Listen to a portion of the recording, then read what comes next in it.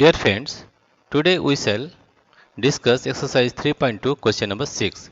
Express the following as a sum of two odd primes, right? Number A is 44. Here we are writing A 44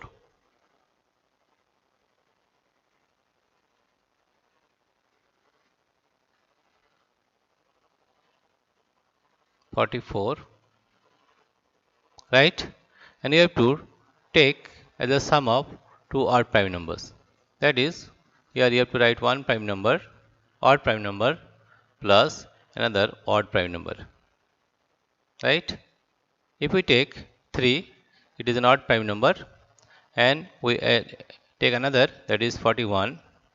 Then 41, 3 is an odd prime number, 41 is also an odd prime number, and if we add the numbers 3 plus 41, that is 44, right?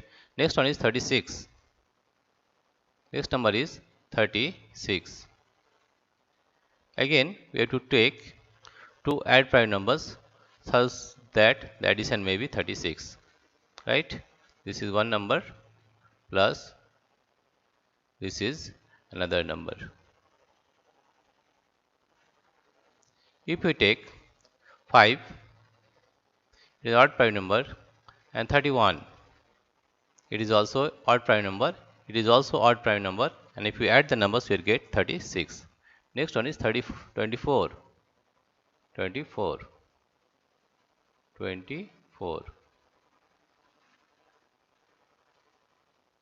right? If we take,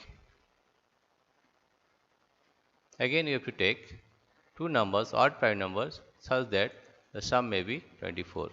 This plus this number is 24. If we take 5 and another number, that is 19, here you see 5 is an odd prime number, 19 is also odd prime number, and if you add the numbers we are getting 24. Next is D. D is, the number of D is 18. 1, 8. Again, we have to take two numbers such that the addition may be 18 and both are odd prime numbers.